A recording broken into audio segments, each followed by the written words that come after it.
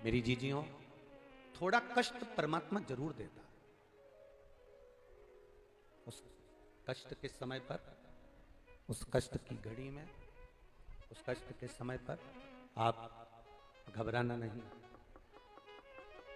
थोड़ा दुख देगा। कपड़े धोने वाले किसी नारी या पुरुष को देखना जो कपड़े को धोता है ना, जो कपड़े को धो रहा है उस नारी पुरुष को जरा देखिएगा। थोड़ा आवाज सब दूर की बढ़ा के रखो, लोग बाग पीछे से करें। सब जगह की आवाज बढ़ा दो, भीड़ बहुत ज्यादा मात्रा में है तो आवाजें उधर बाहर की सब जगह की आवाज बढ़ा दो।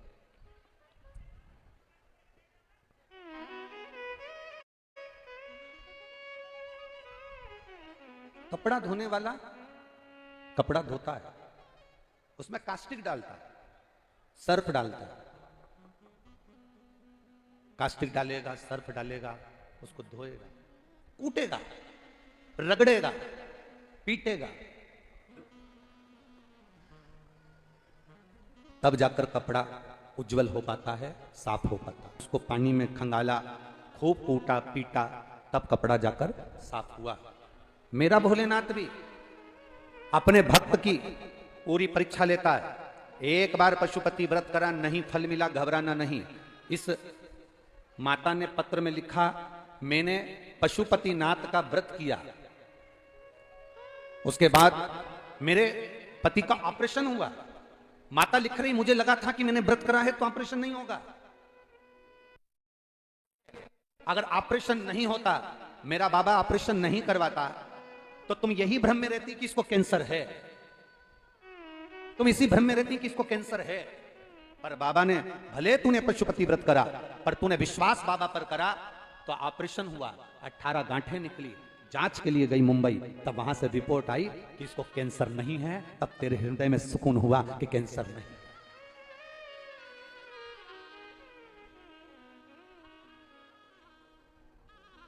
हमें दोष होने के बाद भी हमारा परमात्मा यदि हमारा साथ दे रहा है, हमें बहुत पाप कर्म होने के बाद भी अगर वो साथ दे रहा है तो उसमें उसका धन्यवाद देना चाहिए। एक पत्र और है, देखिए उस पत्र में क्या लिखा। मेरा नाम धर्मवती है, मैं फरीदाबाद सारन गांव से आई हूं। कहीं बैठी हो तो हाथ हिला सकती हैं। वहां से मुझे जो मिला गुरुजी, मैंने जिंदगी में कभी नहीं सोचा था कि क्या कुबेर भंडारी इतनी जल्दी भंडार भर देता है। मेरे छोटे बेटे की एक आंख में रोशनी नहीं थी, एक आंख में जब रोशनी नहीं थी, कहीं बैठी हो तो हाथ हिला सकती हैं। अगर कहीं बैठी हो तो हाथ हिला सकती हैं। कहां है? हाँ ठीक है, हाथ हिला दो एक बार ऐसे। श्री शिवाय नमस्ते। वापिस एक बार हाथ हिला दीजिए। गुरुदेव, मेरे छोटे बेटे की एक आंख में रोशनी नहीं थी, बचपन से ही उसकी आंख की रोशनी नहीं थी। डॉक्टरों ने बोला था इसकी आंख में बचपन से रोशनी नहीं है और ये ऑपरेशन के बाद भी रोशनी नहीं आएगी क्योंकि इसकी आंख बचपन से ही बेकार है। जब डॉक्टरों ने हाथ टेक दिए, मैं उसे रोज 1 लोटा जल देती और वो सुबह से भगवान देवादिदेव महादेव को चढ़ाकर आता। बाबा का जल आंखों में लगाता। बाबा, तब किसी के कहने पर मैं सीहोर गई, वहां से रुद्राक्ष लाई, उसका पानी गलाती और उस पानी को शिव जी पर चढ़ाती और शंकर भगवान को चढ़ाते चढ़ाते उसकी आंखों में लगाती। गुरुदेव, मैं बाबा का क्या गुणगान करूं गुरुदेव। कभी जिंदगी में भूतो ना भविष्य थे, वो मेरे बाबा ने करा। मेरा लड़का कहता था, मां कभी क्या मेरी सरकारी नौकरी लग सकती है, क्योंकि मेरी एक आंख से तो दिखता भी नहीं, एक आंख मेरी बेकार। पर गुरुदेव, बाबा बाबा है। शिवजी पे चढ़ाया हुआ जल उसकी आंखों में लगाना प्रारंभ करा। सीहोर के रुद्राक्ष को गलाकर पानी चढ़ाती, चढ़ाकर आंखों में लगाती। बाबा ने ऐसी कृपा कर दी गुरुदेव, उसकी आंख की रोशनी धीरे धीरे बढ़ना प्रारंभ हो गई और जो बचपन से आंख गई हुई थी उसकी रोशनी बढ़ी। और बाबा की कृपा से सारी जांचें होने पर मेरे बेटे का सिलेक्शन, जो सोच नहीं सकते कि इसकी आंख नहीं थी, और बाबा की कृपा से इंडियन आर्मी में मेरे बेटे का सिलेक्शन हुआ। मैं बाबा को धन्यवाद देती हूं। बधाई बहन आपको। एक बार दोनों हाथ हिला दीजिए। हर हर महादेव। बैठिए। शंभू की कृपा, ओघड़दानी की दया ही ऐसी होती।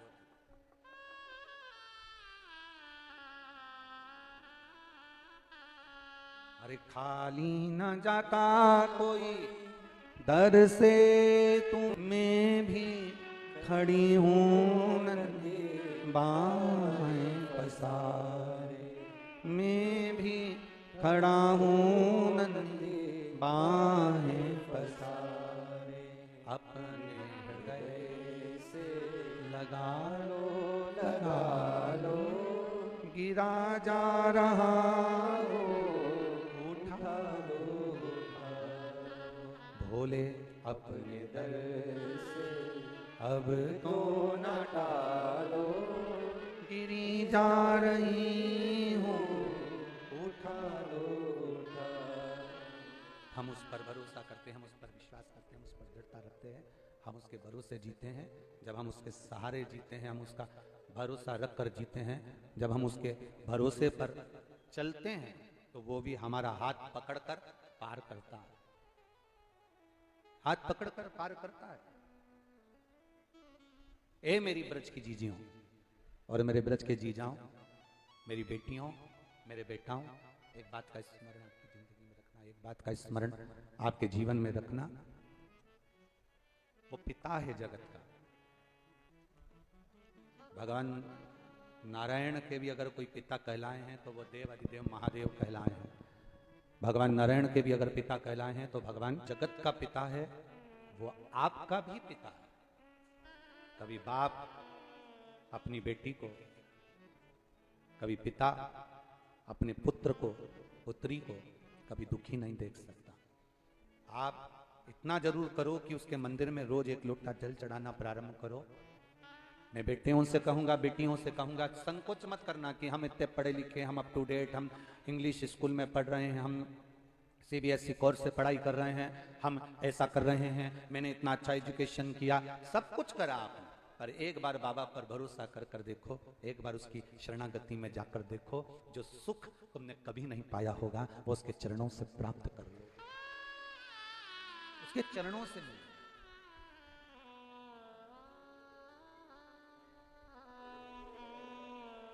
वो साधारण नहीं है मेरा देवाधिदेव महादेव।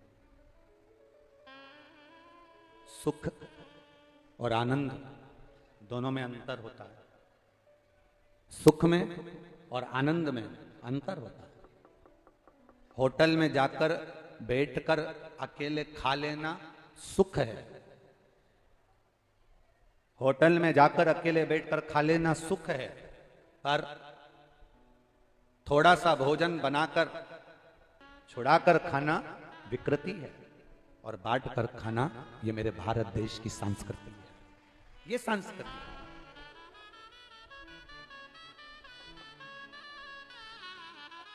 कोई कल सौरभ भैया अग्रवाल जी कह रहे थे, सौरभ भैया कल कह रहे थे शाम के टाइम पर, गुरुजी लाखों शादियां होंगी परिवार में, हजारों जन्मदिन की पार्टियां होंगी परिवार में, हजारों शादी की सालगिरह मनाई जाती होगी परिवार में, पूरा परिवार बहुत बड़ा है, पर गुरुदेव जो आनंद इस शिव महापुराण की कथा में 7 दिन मिला, वो आनंद जिंदगी भर कभी नहीं मिल सकता। हमने कहा सौरभ भैया आपके माता पिता का पुण्य है, आपकी धर्म पत्नी का पुण्य है, परिवार का पुण्य है, और हम तो कहेंगे श्री सुभाष चंद्र अग्रवाल जी आपके भी माता पिता का कोई पुण्य है, दादा परदादा का कोई पुण्य है, जो ये ब्रज की धरा पर दामोदर मास कार्तिक महीने में ये 7 दिवसीय शिव महापुराण की कथा ये लाखों भक्तों के कानों में श्रवण करवा दिया। जितना बना, जिस भक्त से जितना बना, उसने उस भक्त ने उतनी उतनी सेवा करी। कार्यकर्ताओं ने भी दिल से जैसी जैसी सेवा बन सकती थी वैसी करी। हाईवे के इतने नजदीक इस कथा का होना बहुत कठिन काम है। यह हमारे जीवन की पहली ऐसी कथा है जो हाईवे के इतने नजदीक हो रही है, और जिसको पुलिस प्रशासन ने इतना बढ़िया तरीके से संभाला कि शायद कोई नहीं संभाल सकता, शायद कोई नहीं संभाल सकता। जब लाखों भक्त गाड़ियां लेकर आते हैं और लाखों भक्त जब बाहर निकलते हैं रोड पर, तो कम से कम 9-9, 10-10 घंटे, 11-11 घंटे तक जाम नहीं खुलता है, पर 3 घंटा, 2.5 घंटा, 3 घंटा, 3.5 घंटा, 4 घंटे में सब गाड़ियां अपने अपने गंतव्य की ओर जाना प्रारंभ हो जाती है।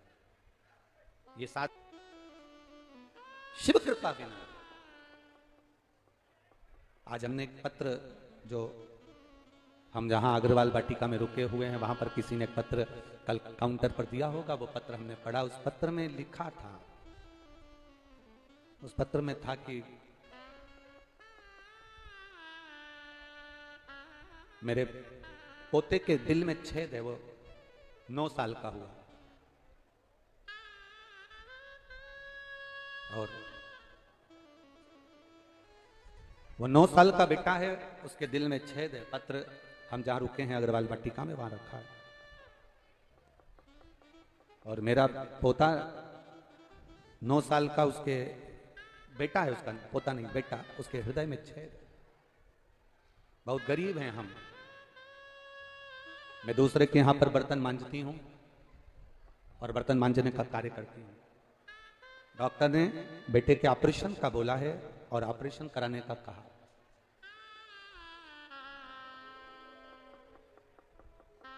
यहीं कहीं मथुरा के आसपास की हैं वो। जब बेटे के ऑपरेशन का कहा, लड़का एक ही है, हृदय में छेद है, ऑपरेशन कराऊं तो कैसे कराऊं, धन भी इतना नहीं। और डॉक्टर कहता है कि ऑपरेशन होने पर इसका क्या होगा हम नहीं कर सकते। कई बार छोटा बच्चा है, कोमा में ना जाए या वेंटिलेटर पर ना पड़ा रहे, उतना धन तुम्हारे पास में नहीं है, इतना धन नहीं है, इतना पैसा नहीं। तब किसी जगह पर जब वो बर्तन मांजने के लिए गई और वहां टीवी पर कथा सुन रही थी, और वो सेठानी के साथ में जमीन पर बैठकर कथा सुनने बैठ गई और कथा में उसने पीपल के पत्ते का उपाय श्रवण कर लिया। उस दिन वो उसको उपाय भी मिल गया कि पीपल के पत्ते का अग्रभाग का सेवन, वो उसने सुन लिया। अशोक सुंदरी का स्मरण कर कर और उसने अपने बच्चे को कराना प्रारंभ करा। फिर उसने वापिस सरकारी हॉस्पिटल में जांच कराई तो उसका बच्चे का जो हृदय का छेद था वो बाबा की कृपा से भर चुका था। उसने रवे का हलवा एक स्टील की कटोरी में प्लेट से ढका हुआ, उस पे सेलो टेप चिपका हुआ भेजा था। तो जो कहीं बैठी हो तो उसके स्मरण में रहे, वो ठाकुर जी ने भोग लगा लिया है और बाबा ने खाया। उसने पत्र में लिखा, गुरुदेव मैंने अपनी सेठानी जी से छुट्टी मांग ली है इस कथा के लिए, और मेरे पास इतना धन नहीं है, तो मैंने सेठानी जी से अपनी 1 महीने की तनख्वाह 800 रुपए उनसे ले लिया है। 800 रुपए मैंने तनख्वाह ली तो सेठानी ने पूछा, तनख्वाह का क्या करेगी इतनी जल्दी, अभी तो दिवाली भी नहीं आई। कहा, बोले बाबा आ रहे हैं हमारे कोसी में, तो मैं छोटा सा भंडारा, 800 रुपए में भंडारा होता है? 800 रुपए में कोई भंडारा होगा? 800 रुपए का मैं तेल भी लाई, आटा भी लाई, और गुरुदेव मैं 3 किलो आटे की पूड़ी बनाकर लाकर मैंने बहुत सारे लोगों को खिलाया, क्योंकि मेरा बेटा ठीक है।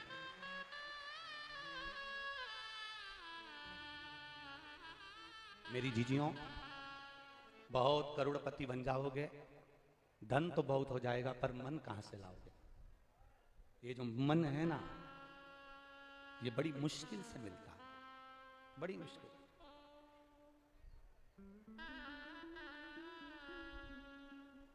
ये कोसी की कथा में हरियाणा से, दिल्ली से, नोएडा से, मथुरा से, गोवर्धन से, बरसाना से, आसपास के गांव से, आगरा से गया धन।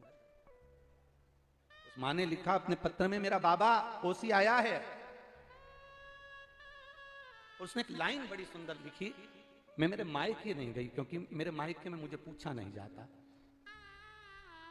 ऐसा लगता है मेरा पिता मेरी कोसी में आया है तो मेरा मायका यही है, मैं मेरे बाबा के मायके जा रहा हूं। शिव है, आपका भरोसा इतना पक्का है, आपकी दृढ़ता इतनी पक्की है, जब विश्वास दृढ़ हो जाता है कि शिव है हमारे साथ में, मेरा शंकर है, मेरा ओघड़ी है, तो फिर वो भटकने नहीं देता, वो डूबने नहीं देता।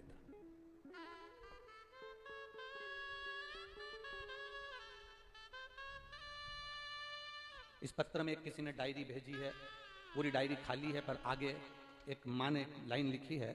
उन्होंने लिखा, मैं संपूर्ण ब्रजवासियों की तरफ से, आप एलईडी पर इस पत्र को पढ़िए, आस्था चैनल पर इस पत्र को पढ़िए, मैं नमन करती हूं संपूर्ण ब्रजवासियों की तरफ से, कोटि कोटि प्रणाम करती हूं। मेरा नाम रश्मि है, पति का नाम जगन सिंह है, मेरा मायका मथुरा है। कहीं बैठी हो तो हाथ हिला सकती हैं, अगर कहीं बैठी हो तो अपना हाथ हिला सकती हैं। मेरा नाम रश्मि है, पति का नाम जगन सिंह है, मेरा मायका मथुरा है। मैं अपने ससुराल आगरा से आई हूं। हम 3 लोग आए हैं गुरुजी यहां। गुरुदेव जब पत्र में लिखा उन्होंने, द्वापर था तब मेरे शंकर भगवान कृष्ण जी से मिलने के लिए आए थे। आज कलयुग में ऐसा लग रहा है कोसी में वापिस महादेव कृष्ण से मिलने के लिए आए वापिस। आज लग रहा है कि मेरा शिव वापिस इस ब्रज की धरा में मेरे ठाकुर से मिलने के लिए आया। ये विश्वास, आपकी दृढ़ता। कष्ट आ सकता है जीवन में, जब दुख आए कष्ट आए, दुकान 4 दिन नहीं चलती, 8 दिन नहीं चलती, तकलीफ आ जाती है। हम ना जाने कहां कहां जाकर भटक जाते हैं। कोई ने कह दिया वहां चले जाओ, वो बाबा भभूति दे देगा तो उससे तुम्हारा काम हो जाएगा। कोई तो चाहे सियोर वाला महाराज हो, चाहे दुनिया का कोई महाराज हो, चाहे दुनिया का कोई व्यक्ति हो, उसे अपने कर्म को तो भोगना ही पड़ता है। कर्म गति बड़ी प्रबल है। मेरे राम जी महाराज प्रकट हुए, मेरे राम जी प्रकट हुए, उनके जन्म की तारीख बड़ी सुंदर थी। रामचरितमानस में लिखा, नवमी तिथि, सुंदर चैत्र महीना, दोपहर 12 बजे मेरे राम जी महाराज का प्रकट हुआ। कितना सुंदर मुहूर्त था, कितनी सुंदर तिथि थी। उसके बाद भी राम जी महाराज को वन तक जाना पड़ा। जब उनका विवाह हुआ, एक से बढ़कर एक विद्वान दशरथ जी की सभा में बैठे हुए थे, एक से बढ़कर एक विद्वान जनक जी की सभा में बैठे हुए थे। जब जानकी और राम जी का विवाह हुआ, उसके बाद भी माता जानकी को और राम जी को वन जाना पड़ा। लिखा हुआ है, उसे कोई टाल नहीं सकता। बस इतना जरूर है, राम जी के जीवन में भी जब तकलीफ आई तो राम जी ने केवल एक काम करा, रामेश्वर धाम की स्थापना कर लंका पर जब चढ़ाई करी तो जीत कर वापिस आए। भगवान कृष्ण के जीवन में अगर तकलीफ आई, 16,108 रानियां थीं, एक भी रानी से जब औलाद नहीं हुई, 16,108 रानियों से गर्भ नहीं ठहरा, संतान नहीं हुई, तब भगवान कृष्ण ने गर्गाचार्य बाबा को बुलाकर भगवान शंकर की पूजन कराई। एक एक रानी के साथ 11-11 दिन तक बैठकर भगवान कृष्ण ने शंकर जी की आराधना करी। तब शिव जी ने आशीर्वाद दिया, एक एक रानी से 11-11 संतान होगी। 10 छोरा 1 छोरी, 1,77,186 भगवान कृष्ण के बच्चे हुए। शिव जी की कृपा से संतान की प्राप्ति हो नहीं हुआ। लक्ष्मी जी को देखा, लक्ष्मी जी रो पड़ी, करूं तो करूं क्या। लक्ष्मी जी से देवर्षि नारद ने कहा, शिव जी की आराधना करो। लक्ष्मी जी ने शंकर जी की आराधना करी। शिव जी ने आकर पूछा, क्या चाहती हो। मेरा पति क्रोध कर रहे हैं, नरसिंह भगवान बन गए, सबको फाड़ रहे हैं, सब तोड़ रहे हैं, कृपा कर दो, मेरे पति का क्रोध समाप्त कर दो। तब भगवान शंकर ने सरम्भेश्वर अवतार धारण करा, नरसिंह भगवान को अपने पंजों में उठा लिया और पंख से उड़ते उड़ते बद्रिकाश्रम की अलखनंदा नदी में डाल दिया। तब जाकर नरसिंह भगवान का क्रोध समाप्त हुआ। लक्ष्मी जी को कष्ट लगा तो उन्हें शिव की आराधना करी। एक बार स्वयं भगवान कृष्ण के जीवन में जब तकलीफ आई तो शिव की आराधना करी। जब राधा, स्वयं राधा,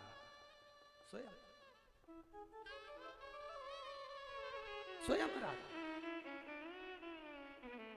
आप लोगों ने पुराणों में पढ़ा है कि नहीं पढ़ा, कभी अगर मौका मिले तो एक बार देवी भागवत,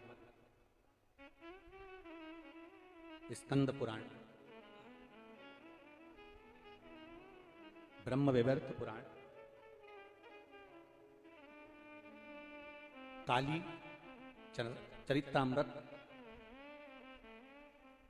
एक बार अगर समय मिले तो आप इनको पढ़ेंगे तो उसमें आपको मिलेगा। ये दुनिया के लोग जो राधे राधे कहते हैं, राधा है कौन।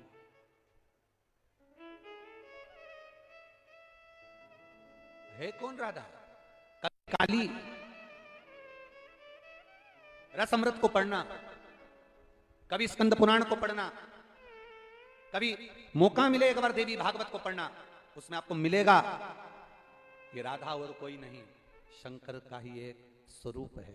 और कृष्ण और कोई नहीं, मां काली पार्वती का ही एक स्वरूप है, ये दूसरे नहीं, दोनों एक स्वरूप। आप कभी पढ़िए, और अगर पोथी पढ़ने का भी समय ना मिले, पुराण पढ़ने का भी समय ना मिले, तो एक बार नेट पर सर्च कर देखना। अगर पोथी और पुराण भी नहीं उठा सकते, इतना समय नहीं है, तो एक बार सर्च कर देखना कि भगवान शंकर और भगवान पार्वती, माता पार्वती और शिव कैलाश धाम पर बैठे आनंद के साथ विहार कर रहे, बैठे हुए चर्चा कर रहे, और शिव जी पार्वती को और पार्वती शिव जी से कुछ संवाद कर मांग लेती हैं वर। उसका एक सुख द्वापर में मिला है। आप कई माताएं कहती हैं हम भ्रम में पड़ गए गुरुजी, हम श्री शिवाय नमस्तुभ्यम बोलें कि राधे राधे बोलें।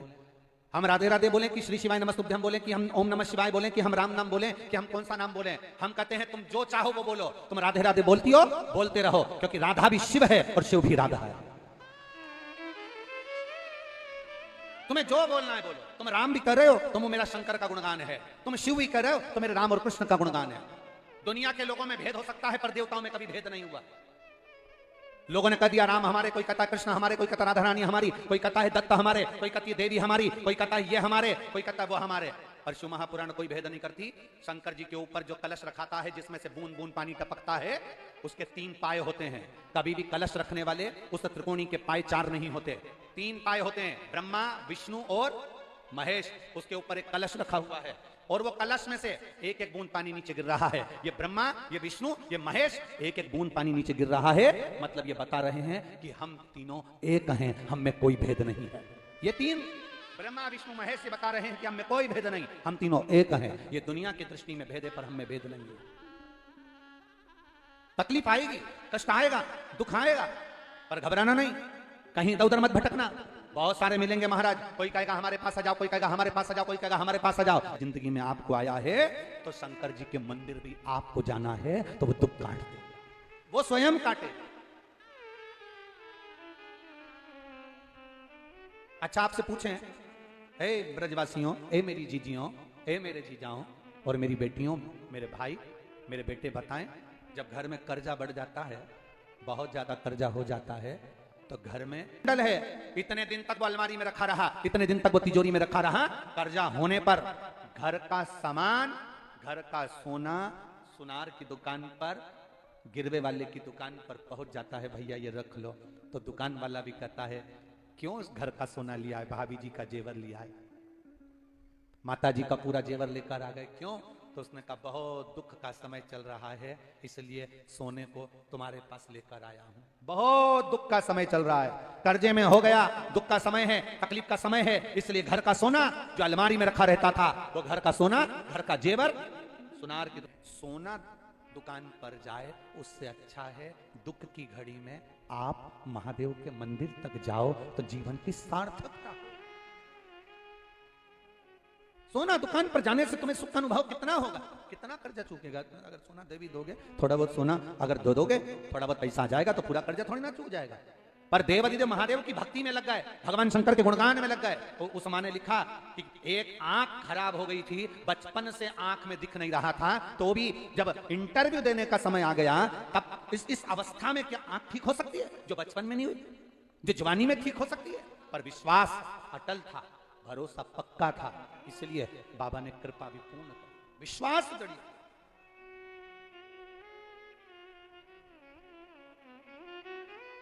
भरोसा पक्का था, उसने साथ।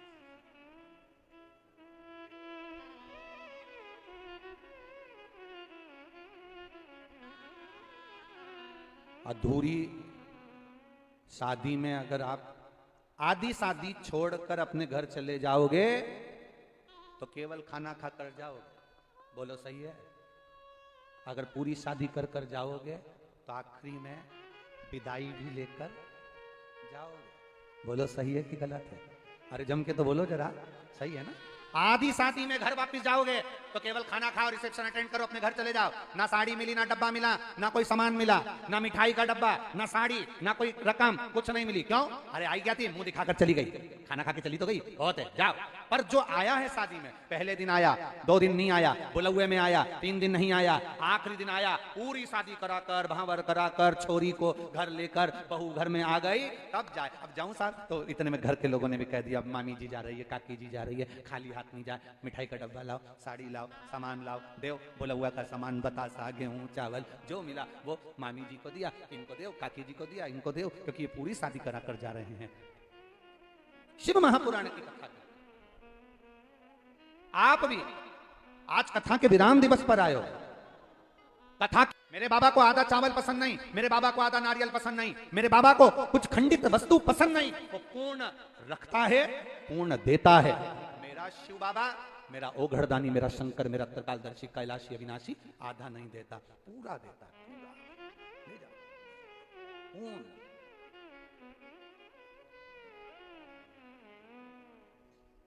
मेरे बाबा दया करना,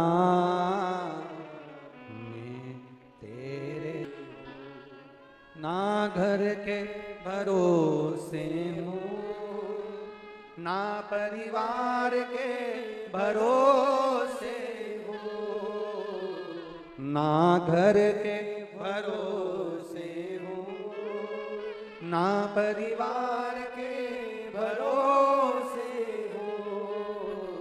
मेरे बाबा दया करना,